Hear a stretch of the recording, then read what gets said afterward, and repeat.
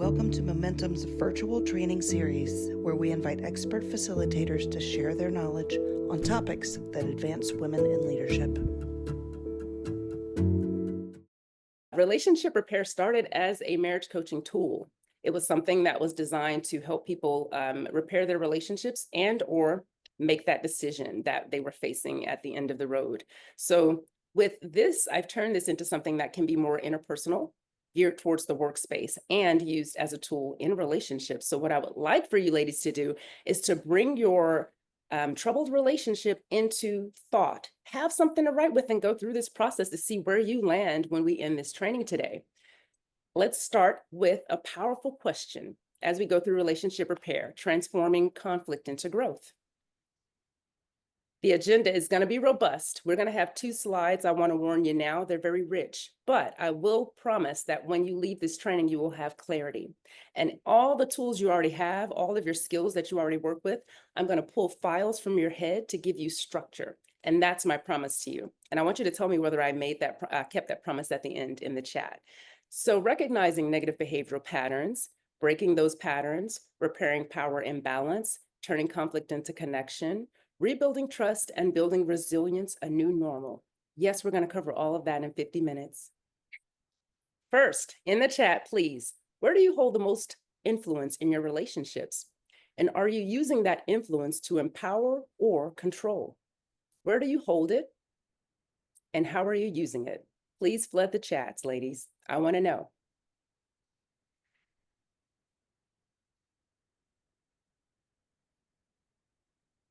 As we go into the presentation today, the red flag we're dealing with, to keep it universal, is going to be the interrupter.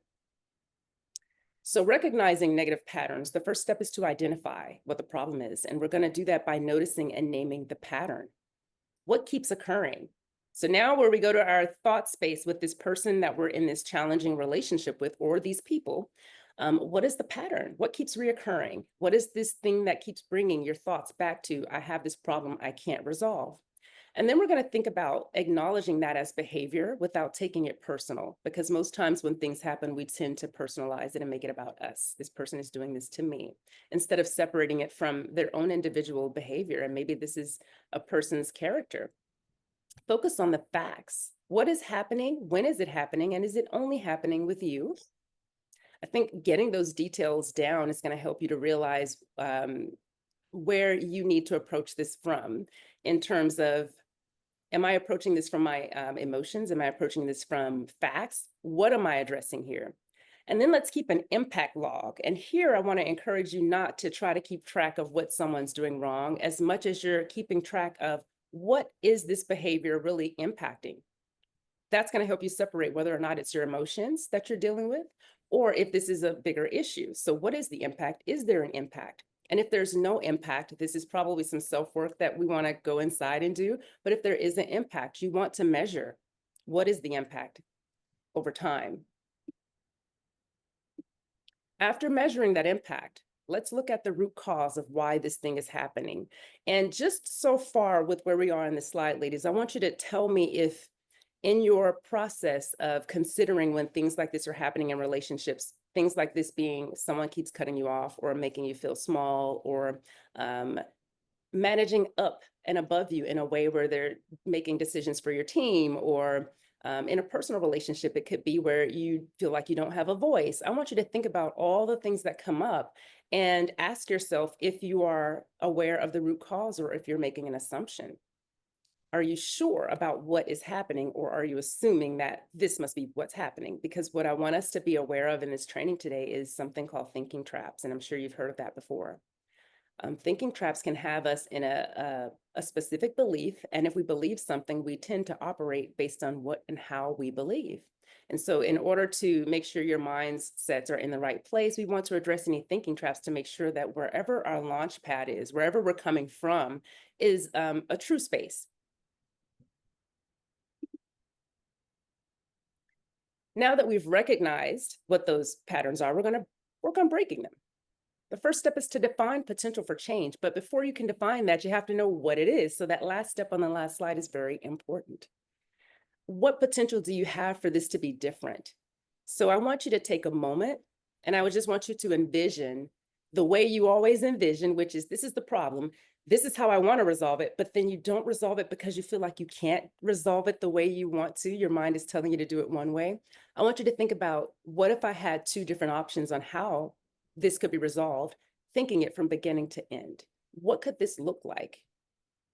And if you have a specific situation where you feel like there is something that keeps occurring, you're stuck, you don't know how to get past it, and it's really been bugging you, feel free to drop it in the chat. And at some point, we can talk about that. If by a raise of hand in the chat, how many of you have mastered the art of sitting with it? Do you believe you know what sitting with it is and how to sit with it when people say, sit with it? Sitting with it is fleshing out your alternatives. Just like we just talked about, when you have these options you're giving yourself.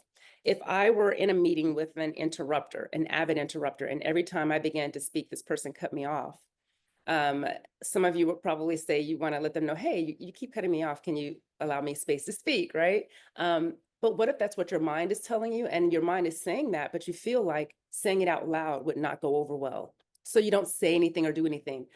In the chat, tell me an alternative way that you could address that same situation, still showing up as yourself, still shining as a leader who is pleasant, who is to be respected, and who is not taking this personal, and it's not coming from your emotions. All of those things, I'm giving you a big task, but I want you to think about, what's another way to address this with that interrupter? And it doesn't have to be in the meeting. You have sky as the limit. So try not to limit yourself to just one particular side of looking at that diamond. You look at a diamond, you turn that diamond, there's so many perspectives. And I want you to become a pro at really turning that thing around and being able to ask yourself, well, if I came from this perspective, how would I do it? Well, what about this perspective? And to give yourself space to practice those things alone so that you can carry them into practice with people when you do interact with individuals that you have challenges with. Next, I want you to interrupt the narrative, because again, going back to thinking traps, our minds tend to feed us truths and not non-truths when we're dealing with difficult situations and difficult people. So whatever the story is that's playing in your head, that tape that plays over and over when this happens, because you've told yourself this is what they're doing, this is why they're doing it. You know it all. We know you know why, because you're a master of looking at behavior, but there hasn't been a conversation. So we have an idea, and we want to interrupt that narrative in our mindset and feed our minds something that could be equally true, but not that one singular thought. That's more for you than them. Because when you have spiraling thoughts, overthinking, thinking traps, no one is suffering with those except the person dealing with them. We want to loosen those up for you so that you can get back to having that foundation of, this is the kind of leader I am, and this is how I lead, instead of a reflection of how you're feeling and what's happening. And that's why this next step is super important, and it's to practice opposite action. However you respond to people and things that make you uncomfortable, examine those responses and give yourself an opportunity to ask yourself, if I am showing up as me, if I'm always leading, if I'm this that I've written in my bio, how do I translate that in action in situations where I'm being challenged, whether I'm being pushed down or whether I'm being highlighted in a way that's sarcastic, whatever the case may be? How do I still show up as me? And these are things that you want to sit with, because when you've written the answer to those questions down, it's a breeze to pull them up at times when you need them. And this is the kind of thinking that I would love for you to practice, instead of the kind of thinking that takes you in the opposite of who you really are and what is really possible for you. And then next, you're going to model and reinforce. So there's an acronym I started using a long time ago. I've never done anything with it, but it's ALLS in caps, ALLS, always lead, leaving skills. If you can remember that, that's going to be a self-check that no matter what the situation is, at least if you pull that up and ask yourself, what does it look like for me to lead, leaving skills in this moment? And then answer that question, you're doing it. You're being her every single time. And what I would love for you to remember as a point here is to consider with that person that you've made a little leeway with, if you've had that conversation, how do you celebrate those changes that you've been looking for them making, and consider fleshing out more ways than one to celebrate those changes. Because if you only have one way to celebrate and it's always, oh, you're doing a good job with the communication, every time they see you, oh, you're doing a good job, it's almost like, okay, over time, what else do you have? So maybe it's you're doing a good job with communication. And maybe the next time is you giving them more responsibility in something else. Or maybe the next time it's you challenging them in a different way. But you want this growth model to really grow. You want to give opportunity for growth in other areas for these individuals that you're having these challenging relationships with. Corinne, Yes. I wasn't trying to interrupt, but one of the questions in the chat was, can you give an example of what that looks like to leading skills?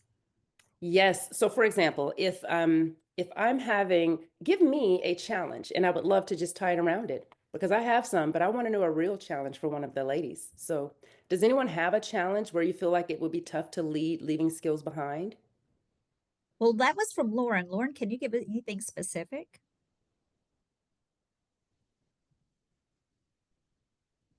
Lauren, are you there? Well, maybe she doesn't want to come up, and that's okay. So That's an okay. example, yeah. So here's an Oh, example. there she is. Oh, We have a leader here, a manager, I should say, a manager who terrifies her employees. She doesn't know how to correct in a positive way. And her employees are so terrified that they keep making mistakes because they're terrified of making mistakes. And Yeah. so how would you use alls to correct this behavior? Am I in this situation you, a leader, or am I an employee? I am a leader in the organization and I am an equal to this. Okay, so how would you address this? Okay, my question is, have you ever witnessed this? Absolutely. Okay, so And if I you're have faced it myself, except as a peer, I can say to her, please don't talk to me that way. If you have an issue with something I've done, let's discuss this. okay, I love that example because okay, there's two different sides to this. There's the action side and then there's the word side. The word side, that's where it gets kind of touchy because you saying those words, how is she taking them? How am I saying them? Are they landing? There's so many questions. It's the action side that we want to bring in closer with always leading skills. So it's not what you say, it's what you do. I would not only correct her, but then I would show her how in how you interact with that employee. An example of how I might handle something like this would be, and then you show her. So let's say the employee comes up and they're saying something and she does something rude or shuts them down and makes them feel uncomfortable. Maybe the words aren't what she needs to see. Maybe it's you saying, hey, just a moment. And then you addressing with that employee how she should be leading as a leader. And that's an example of always leading skills because you're showing how to do it instead of telling how to do it. You can tell me plant a garden and I go out there and I throw dirt everywhere and I throw seeds in the air because that's how I plant. But you didn't show me that I need to dig a hole, that I need to drop the seed gently, cover it with my hands, and then pour water. So I would correct her less verbally and more action wise, but use those opportunities as opportunities to show her, connecting to her what's happening though. I would say, hey, the item or the thing that just happened, I wanted to show you a better way of doing it because I know this is something we've talked about. And I'm not sure if you were understanding what I'm saying. Does that make sense, Lauren? Absolutely. Yeah. Yeah. Always leading skills. You want to be the teacher in your actions because I can tell a person I'm great. I can tell you I'm dependable. I can tell you you can count on me, but you need to see what that looks like. Because if you can see it, you can conceptualize and internalize it and say, okay, I get that. Whether or not she decides to change her behavior, you've then been a leader both in your title and in your actions and to support the staff that is struggling with her behavior. Thank you. You're more than welcome. Now I want to ask you, what would it take for you to reclaim your influence in a healthy way? Lauren, you opened a great door because when the employees see you and then they see this other person, there could be a visual to them of some type of power, imbalance that they don't understand because of the energies you two have that is much different. So I want you all to flood the chats with what would it take for you to reclaim your influence in a healthy way? This is still you getting to be all that you are without allowing other behaviors to influence or impact how you lead.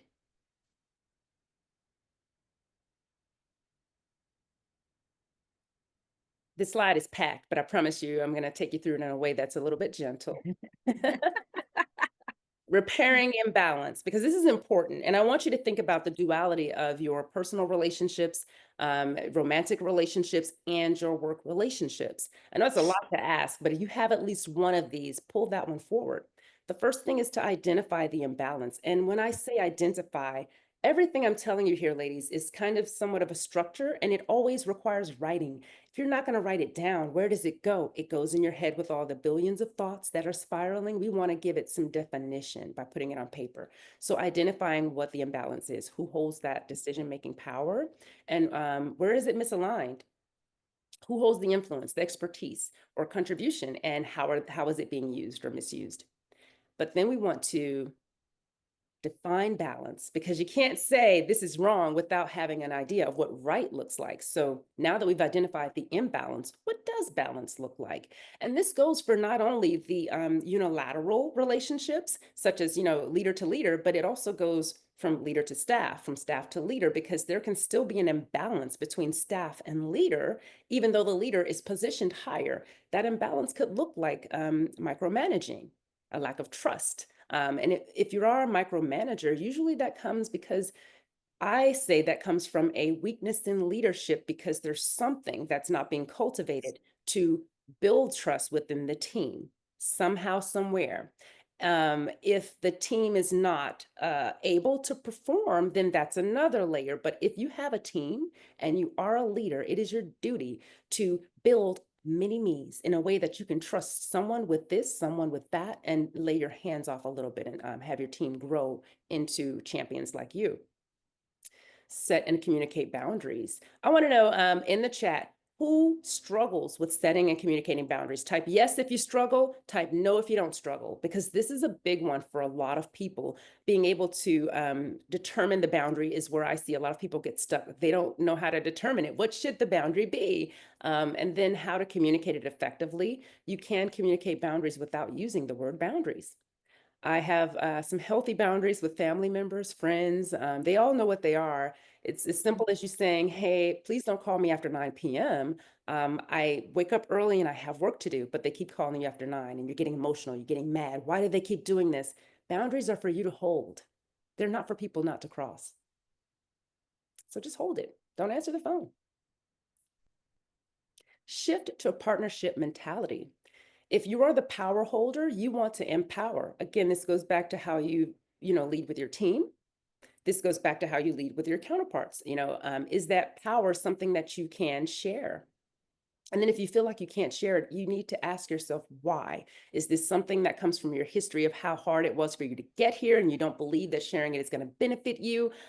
Is this a situation where someone has crossed you and you feel like sharing it is going to happen again? Think about all those things, because all of these things are in the way. They're in the way of the freeway of flow of how you can lead. And then co-creating a path forward. Here, it's important to I personally always like to ask the other party how they see it playing out first. And the reason I do that is because, yes, I have my own ideas. Yes, I know what I want the end to look like. But when I can get your insight, I know how to build connection around it with you, instead of it just being solely what I want out of it. So if I can get as many ideas on how you see this going, now I know how we can potentially work together. Before I move into this slide here, were there any questions that you wanted to bring from the chat, Darla? I don't see any questions. Everybody's just really enjoying this. And it's interesting too, because for me, I have great boundaries in certain situations, but if I don't have that, and it's not even a self-confidence, it's an awareness of what I bring to the table. In some situations, I don't know how to set those boundaries. And I see that in a lot here, that it's like, it depends on the situation sometimes. So I feel like if you could unpack that a little bit more, how do you create boundaries that you can use in every situation that don't really have anything to do with just family or just work or just in Right. relationships? Well, I think it's, you know what? It's rewriting the rules in your head, because we already have them. Every single one of us has a set of rules that we live by. Things we do, don't want, those essentially are some of your boundaries. And one of the things that I have in line with my parents, they know they can't call me on Tuesdays and Wednesdays. It's a boundary I set because those are my longest work days. And they will just, they don't want anything, right? But they'll just call whenever. And when they call me, because they're my parents, I feel like I have to always pick up the phone. So it's really a boundary for me. And so I'll tell them, if you could call me any day of the week, but those days, let me call you. And they respect that. It gives me I like freedom not to feel like I have to get back to them or squeeze them in. So another boundary I have with my mom, she's not she's not I'm allowed. listening because I'm a mom. Yeah, So well, yeah, right. But she's definitely not allowed to call me on days that I have to speak before I speak, unless she remembers our rule. Our rule is you can only call to pour into me, because my mom will call and it will drain me, and then I have nothing left. So in the workspace environment, when it comes to time, one of the things about me, I like starting things on time. So I'm always going to be on time.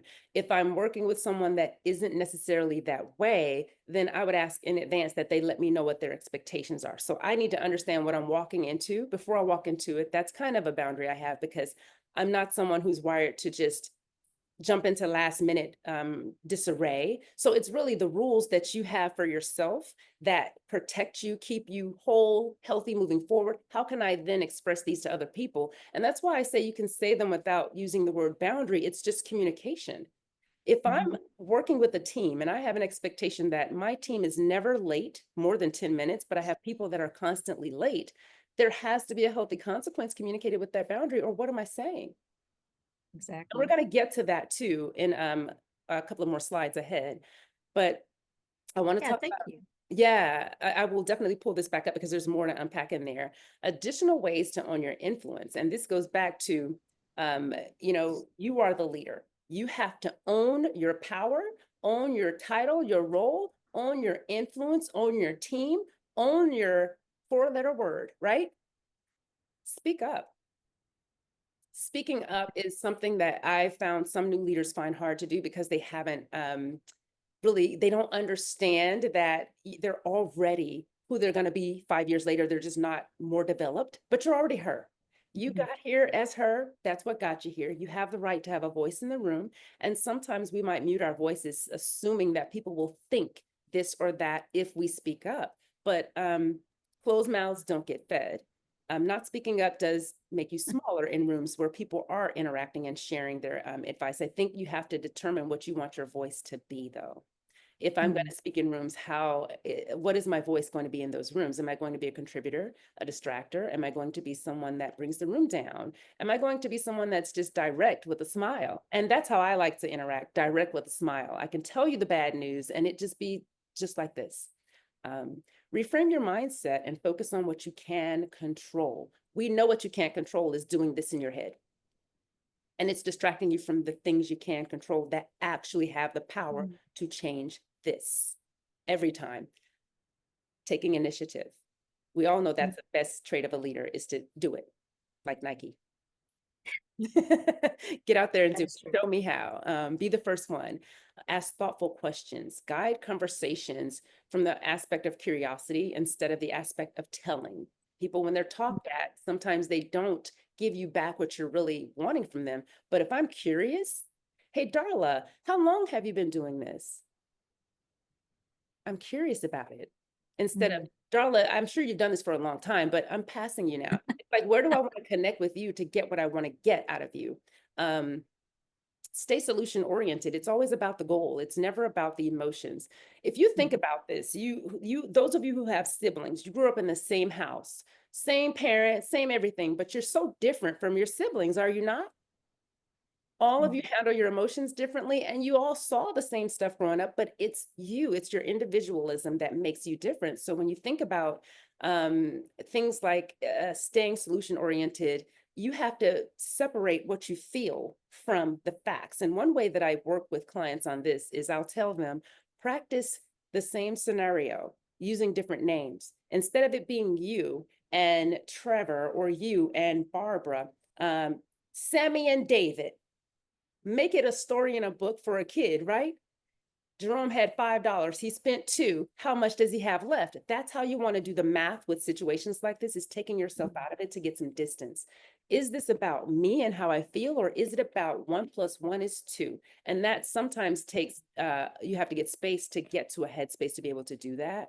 Because if you're in your emotions, doing it in the moment is not going to help you as much because you're feeling it. When you're not feeling it, sit down and do the math with it to determine what's really happening to get to that goal, and build the relationships with people. Influence grows through trust and collaboration. So the more you can build that with a person, even if you don't like them, the better.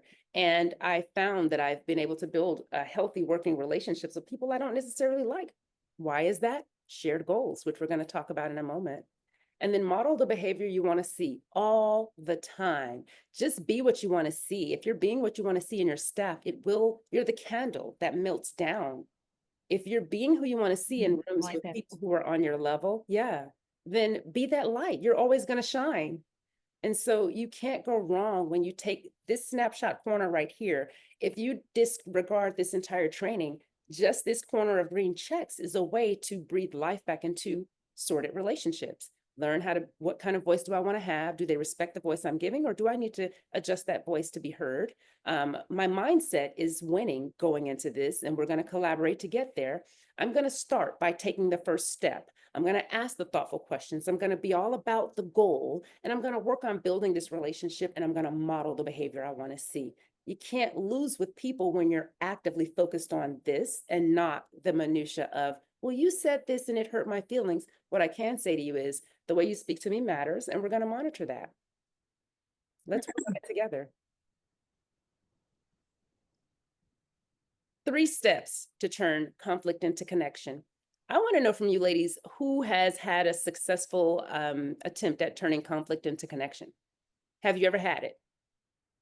And what does it look like? How did you feel when that happened? If you've had that, type yes in the chat. Step 1, find a common ground.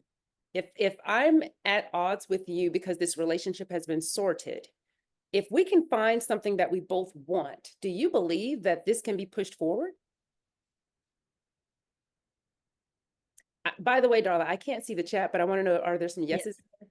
Oh, there's a ton of yeses. And I even put in that my result was I didn't feel like a rock star because it had to do with family situations. And anytime you have a win-win in conflict and it comes out really positive with the family, to me, it's just like that spills over into everything. It does. Because if you can get along with your family, I feel like you can get along with everybody. Family's the hardest. It is They the are, because they know you the best and they don't let go of your past or Right. how you used to be. And that, Yes. and I love what you said about your mom, because I'm still their little girl. And I'm like, no, I appreciate that, but no. Oh, So Darla, you're breaking my heart, because my parents told me until I leave this earth. I will- yes. And that's what Yeah. mine have said. And I get it because I've got 3 daughters and I kind of done the same thing. Yeah. And I think But the difference is the communication. yeah. Yeah. And I love what you said earlier about setting up those boundaries and how to do it in such a positive way, and setting those expectations coming into it, saying, you know, I love you with all of my heart, you know, but I Tuesday and Thursdays, let me call you Yes. But so that's that I can be the amazing woman you raised me to be. exactly, and have the headspace to do it. Yes. Headspace is important, and that's why I'm really honing in on our thoughts and what we think, because this is where we live. Our whole world, your life, how things go, it's all right here. And so if we can clean this up, make space for you to have space to breathe, to create, to grow, that's where you're your best leader. Step 2, create a solution together. And this goes back to, hey, we found this common ground because this is what we want, right? Or at least I'm asking you first, what do you want? How do you see this playing out? And now I can already know mine. Now I can compare where we are. Now let's create a solution together. Let's brainstorm. I don't want this to be a place where you come up with the first solution and go. I want this to be a place where you come up with 4, 5, 6, 7 avenues. The reason is because the more avenues you have, the more mental flexibility you will develop around how it goes. You're not stuck at all or nothing. This didn't work. I can't do it. You're more so pivoting. You're learning how to pivot. Well, this door doesn't work for us. Let's try this one. So I think this is a great space to spend time. Agree on clear next steps. Accountability. The picture of what it looks like. I love visualization. So tell me what would it look like if we put this in action? And I want to hear from you, right? Because you're showing me an expectation. Now we're communicating. And I don't want theory, I want reality. What is really possible? Mm. And then next, reinforce and reflect. Build a system. In marriage coaching, I used to always tell couples, Thursday night at 7 p.m., what are you doing? They're like, oh, nothing. Okay, now you're having that 30-minute check-in. And maybe not every Thursday, maybe one Thursday a month, but you have to have somewhere that you're talking about the problems in a positive way. Somewhere that you're saying, hey, we have a 30-minute timer and we have to talk and close it out in that time frame so we're not dragging it on through the night. And this is the goal, right? So you're setting that goal of where you're trying to go, developing a way of touching bases and it feels fine. You can do this work, you can do this at home, but it needs to be something that's reinforced and reflected upon, because there sometimes needs to be edits, and you can't make edits if you don't know what the other person is thinking about where you are. Like that. If someone observed how you manage relationships, what would they say is your biggest strength and your biggest growth edge? What's your biggest opportunity for growth? If someone is watching you, this is not you saying, well, I know I need to grow here. This is based on either feedback or blind spots. And sometimes you may not know what those things are, but if someone observed you managing a relationship, and Lauren, I know you can easily answer what you would say, observing how this other person manages. Think about what someone else would say about how they observe you managing. What would be your biggest strength, ladies? And what would be your biggest growth opportunity? Because wherever there's a strength, there's probably a weakness somewhere. It doesn't mean that weakness is bringing you down, but it might be just a growth edge where it's somewhere you could shine even brighter. We are almost home, ladies. Rebuilding trust requires 4 things. Vulnerability, you got to open up. If you're not willing to open up and lay it all out on the table, if I'm playing spades with you and I've been cheating the whole game and you're like, hey, quit cheating. I'm like, oh, okay. I got to show you my cards if I say I'm not cheating, right? Mhm. If I have been, not clocking out for lunch, if I have been signing off on your documents at work, whatever I'm doing, it all needs to be exposed through vulnerability in order for us to be able to sweep the floor clean and start anew. If we're not willing to put it out there, then we're not really repairing, we're patching. And so you want to repair or you want to patch. And that's why in personal relationships, romantic relationships, it's important to say, what happened? What did you do? That's why it's important, because now that I know, I can accept it, even though it hurts, and I can work through it. But if I don't know and little pieces keep coming out, or if I've told you this or we have agreed on this and it keeps changing, that relationship is going to stay fragile. We want to negotiate realistic expectations, not theory. This is important. I don't want to hear things like, well, we're going to be great. We're going to do this. That's theory. How are we going to be great? Give me the details. Realistic expectations. Well, starting Monday, you can expect me to speak every time I enter the room with the team. That's realistic expectation, right? So you want the details when you negotiate those expectations. So what should I expect from you? Okay, what happens if this doesn't happen? That goes to accountability. Holding each other accountable. Decide what that looks like together. Don't decide I'm going to hold you accountable. How do we want to hold each other accountable? Because now that evens us out to say we are doing this, we are taking responsibility for this. So how does it look for both of you to hold each other accountable? And you must have healthy consequences. I keep using the word healthy because when some people hear consequence, they think it's a bad thing. You got to slap them on the hand. Healthy consequences could look like, okay, vulnerability. Hey, you know what? I've been cutting corners on the presentations because I don't like doing them. I think that what I can promise you is that I won't cut corners as long as I can work with someone who has this strength, because I need their help. That's what I need. I'm willing to submit to you every Thursday what I came up with this person. And if I don't submit it on Thursday, you can dock my time. It doesn't happen that easily, right? It's usually you coming up with a different way to do these things. But here are some examples of healthy consequences that could be in all varieties of relationships. A healthy consequence could be if you're being disrespected. This is what the disrespect has been. I would like for you to speak to me this way in meetings when we're present with other people. If you do speak to me in a way that's not that way, I'll send you a text. or I'll ping you and let you know. That's me holding you accountable. And if you continue to do it, I might have to disinvite you to the meetings, and we'll do it via email. Having an idea of how you want that picture to look is going to be the easiest part of this. The hard part is how you communicate this, because you have to remember who you are and not to bring it from your emotion, but to bring it from a space of communication. And, consider yourself practicing doing this as a robot. If I were to say these words to, a person, how would I say them? And just practice, practice. The more you practice, you're killing that voice in your head that's telling you you have to say it nasty. You're hushing the voice in your head that's telling you you can't do it. And you're practicing, practicing, and practicing. And practice doesn't make perfect all the time, but it does indeed make progress. What is one concrete action you can take to start rebuilding trust today? This could be things like sending a thank you note to someone, asking for feedback, or having a difficult conversation. When you ask for feedback in terms of trying to rebuild trust, you have to be open to what that feedback is in a way where you're ready for it. If they say you talk too much in meetings, you could say, okay, is there a more professional way you can communicate that to me, right? Instead of saying, I don't like the way you said that to me. So just challenging yourself in every opportunity to be you, no matter what the situation is. And that's something that you can do over time with practice. Now's for fun, ladies. I want you to kill the chat. Resilience, true or false, is built as a result of practice. It is true. If you're working out in the gym, whatever part of your body you're working on, you're going to see a difference if you are consistently building on that thing. And so anything else you practice at over time, you build resilience. She doesn't cry when that movie comes on anymore. That's because all she does is watch sad movies and she's all cried out. Vulnerability opens up the door to rebuild trust. Is that true or false? Absolutely true. It opens the door to rebuilding trust. It's step one. Trust can be rebuilt overnight with an apology. Offend you, I'm sorry, tomorrow. Offend you, I'm sorry, the next day. You know that's false. The apology is something that must, like we spoke before, be carried on with an action. I can't just tell you, I have to also show you that I'm sorry. So what does it look like to be sorry?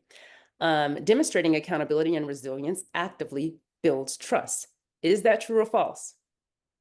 Demonstrating accountability and responsibility actively builds trust. Yes. If you're in a personal relationship with someone that's a romantic relationship, you know that when you're demonstrating that you're accountable and you've taken responsibility for your actions, that's something someone can begin to believe in and see and trust over time. Aligning actions with words provides evidence of trust being built. Absolutely. No question. Because if I'm going to show up and be who I say I am, now you can trust that this is what it's going to be. Vulnerability always leads to immediate positive outcomes in relationships. Absolutely not. That's just a step to open the door. And just because you're vulnerable does not mean things will go your way. Just because the other person is vulnerable does not mean things will go their way. It's what comes after. It's what comes out of that. And we just have to remember that as long as we're willing to be consistent and to practice a thing, that there is a result at the end of that practice. Every practice has a result. That's why doctors call it my practice. Coaches, my practice. It's the result of something. Now we're going to go back. Developing resilience and creating a new normal. This goes back to the building trust slide. There's no difference. The only difference is, are you going to stick with it or not? Because again, the more vulnerable you are, the more you negotiate those realistic expectations, the more you hold yourselves accountable, and the more you place consequence in place. Without consequence, the rest of this kind of falls to the wayside, because if you can imagine in any relationship, there's usually some level of vulnerability from you or the other party. And I'm sure you've probably talked about expectations in a roundabout way. Even if you try to hold each other accountable, if there's no consequence, what is the purpose of accountability? Where does it go? It's almost like accountability is the expectation for perfectionism, and it's not going to happen. You got to have a consequence. That consequence is both of your agreement that we don't want this, but this is the thing that has to happen next. And that takes it away from it being emotional or personal when you can agree on that up front, because it's not a personal thing. It's not an emotional thing. This is the math. Develop it, practice it, and repeat it. Ladies, what is one area for growth that could strengthen your leadership in relationship management? Now, this is a little bit different from the other question, where it asks about, what is your strength and in an area that you grow. What is one particular area of growth? This may be something you haven't pursued yet. This may be something that is out of sight, out of mind. This is something that I want you to think about, stepping outside of your comfort zone. Drop those answers in the chat. And Darla, I would love to know what some of the ladies are putting in there. Absolutely. Yeah. What is one area of growth that could strengthen your leadership in relationship management? Mentoring. I know for me, Yes. knowing my boundaries and sticking with them no matter what the situation, like you said earlier, that is one thing I feel like would help, because I'm setting expectations that are very healthy up front instead of trying to make sure I make everybody happy. Which we can't do. No. No, Boundaries and managing their emotions. Boundaries is the easier one, but it's not necessarily easy. Boundaries is something that you have to recognize within yourself first. And sometimes you might need to edit your boundaries to really suit your goals. Because comfort zone can be dangerous when it comes to boundaries. Some people have boundaries to protect the comfort zone, and that doesn't help you grow as a leader. But I want you to think about, if you stepped outside of that comfort zone, if you establish the boundaries, like you said, Darla, the boundaries that will get you where you want to be with people. And don't think about it from a terms of, how you feel, because that movie Inside Out and Inside Out 2, those are two of the best movies that dive deep into how emotions play a role in our lives. And they're so spot on. One of the things I can tell you, you literally have that control center in your head, because there are voices up there that have whole conversations that guide your life. But that voice is yours, ladies. And so join that conversation and get in there and start, engaging with what you really want life to look like. Create that strategic plan mentally. One of the others that I think is really important and applies to work and home, someone had said to stop avoiding difficult conversations. Yeah. And I think that is true for all of us to a certain level. Absolutely. Oh, Darla, listen, I love that, because it goes back to when I was saying earlier, write these things down and practice saying them. That's that gap. That's what closes the gap between people being afraid to have difficult conversations and having them. That and thinking traps. You got to manage your thinking traps, because there's 10 to 12 thinking traps. There's all or nothing thinking, black and white. There's my thoughts are facts. That one a lot of people fall into, because the thought comes across and you're like, it's true, it's a fact. Investigate these things and challenge them. Where's the evidence for this? And sometimes that leads you to a conversation with someone. Or it also leads to another virtual training. Thank you, Kurinn. Absolutely. We can definitely unpack that. And so the things you can and can't do, you can't wish it away. You can't. You cannot go back in time. You cannot change the past. You can't control everything. You can't avoid the discomfort of growth. All that's going to come. You can practice new skills. You can develop a new normal. You can reframe the growing pains into, how do you want to see the growing pains? Because that's what avoiding the discomfort of growth is the opposite of that, is the growing pains, right? So growing pains are having those difficult conversations. It's the anxiety, the armpit sweating. It's the all I feel and think, but it's also practice. Imagine yourself as an actress. You're Tracy Ellis Ross sitting in a room negotiating a movie deal, and you have to have this tough conversation, and you're just saying the words. So whatever you have to do mentally to to juice yourself up, to be able to pull off the practice of these skills you want, you have permission. Give yourself permission today to do it. You can grow into a new version of yourself, and you can choose to transform your struggles into strengths. So lean into what you can control 100% of the time. My goal today was really to make sure we made it through here in good time. I wanted to, there are some links that Lindsay's going to drop in the chat, and I want to share with you what those links are. One of those links is to my LinkedIn page. If you want to connect with me, I'm a friendly person. Please connect. I'm going to, yeah. I also shared with you a link to my website if you're curious about my background and just wanted to know a little bit more about me. Additionally, I want to let you know that all relationships are not going to be 100% repairable. There are some relationships that have beyond that point at this point, and you have to pivot. I shared a resource link on there with a pivot coach that specializes in helping people pivot in relationships and in their careers. She has a background in tech, sales tech. And I promise you, this would be a phenomenal opportunity for you to be able to take your headspace out of that stuck space. If you feel like you're not able to just do what you need to do, sometimes pivoting is the answer. So here, I'm going to share the document with you ladies. Can you see this? Uh-huh. Okay. Yes. Here we are, and step one is it's all about clear communication. This is to prevent you from falling into the need to have to repair a relationship. So if you're starting a new relationship, romantic or otherwise, a new role, set this up to gain respect from the gate. You're going to set or establish open and honest communication from the start.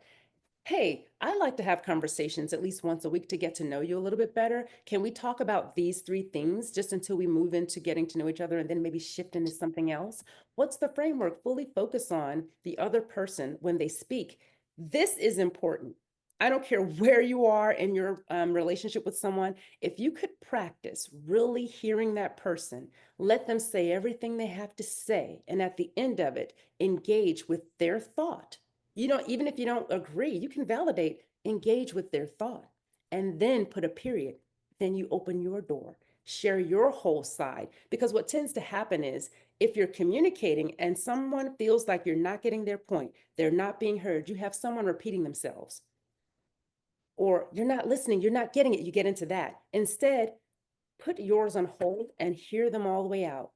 Wow, Darla, I see what you're saying. I don't have those problems, but I can engage with you on that. You know what? Here's what I'm dealing with this situation between us, and now they can hear you because you listened. And so healthy boundaries, we love boundaries, right? Agree on personal boundaries. And this is where you have to pay attention. Agree. Boundaries aren't just about you. You want to know what their boundaries are, because if you don't know the other person's boundaries, you might have yours ironclad, but are you crossing theirs?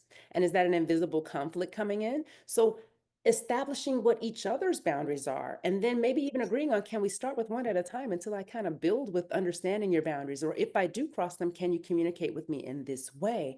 You want to establish how you're going to address the conflict when it happens early on. And then there's tips under these as well. I'm not going to go through all the points because I want to save time, but the framework, the 3 C's: clearly communicate your needs, consistently check in with each other, and honor your commitment to the personal boundary. This takes it out of you, out of the personal, and into checking the boxes. And when you're checking those boxes, it's no longer about how you feel, it's about the goal. And you can get further with that than you can with, I don't like, I feel this, I think this. And so that's why you want to manage your thinking traps to manage your emotions. You can't manage your emotions without managing your thinking traps. No one can control their emotions. They manage them. And those are things you must remember. If another person's behavior is showing up, they can't control their emotions. They can manage their actions though. And so it's really working with people from the understanding of what can be done and how to go about doing it. Building trust, foster trust through consistent actions. We talked about that earlier, is that I can tell you all day, but I got to show you. They can tell you all day, but they got to show you. So if they're promising to change, what can I expect to see to equate to that change that I'm supposed to be seeing? And then they're going to tell you, okay, how can we hold each other accountable to seeing that change? What happens if that change doesn't happen? I love asking people that question, because you're telling me how to punish you. With the consequence. Wow. You're telling me how to do it. And so when we get to Yeah. that place and I'm following through with what you said to do, what's the problem? So, Thank you. yeah, practicing empathy, make it a habit to express empathy. This goes back to making that space for them to talk and really engaging with that validation piece. That's so important, because when people feel looked over, stepped over, spoken over, or all that, the problem is still sitting there. Yeah, we had a conversation, but the problem is still sitting because the feeling is still sitting. How do I unpack that feeling? Make space for them to finish. And then you go into you. And then you go back to, so where do we go from here? We don't know. Well, do we come back next Thursday and check in? Yes. Don't leave it open. Have an ending to it all the time until you can build the end. And then maintain mutual respect. Treat each other with respect all times. This goes back to Lauren. I can sense that you feel offended by how this other leader is treating their team, which could come off as disrespectful to the team from, them to her. And I think that, challenging a leader with something like, what does respect look like to you between you and Exactly, yeah. employees. Yeah, just asking the question. That Right? does help to say, okay, what are we on the same page of what this really is supposed to look like? Exactly. Yeah. Exactly. Quality time, personal or otherwise. Here, the suggestion I put here is to spend 80% of the time focusing on the shared activities and 20% focusing on personal.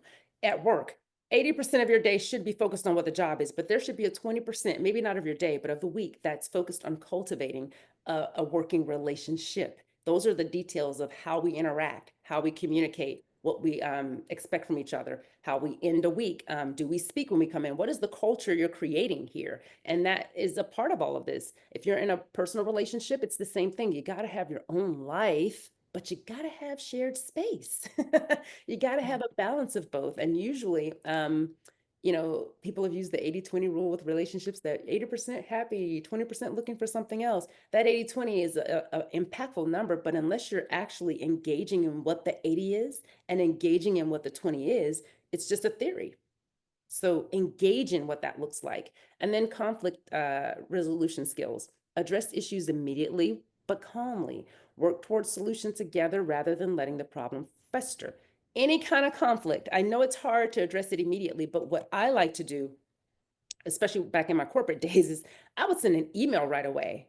That I can do. Hey, can we pin the conversation for later? Because I can't have it right now. I'm not feeling it right now, but we're going to have it. I need to have it, but can we have it? And I'll schedule it 2 days later to make sure we're not letting that slide. And then in between, instead of me spiraling about it, I'm planning for it. Because again, I'm leaning into what I can control. I can't control how I feel about it over here, but I can control what I do about it over here. And that's where I lean my energy. Momentum's virtual trainings are made possible with the support of Protective Life, Blue Cross Blue Shield of Alabama, and America's Thrift.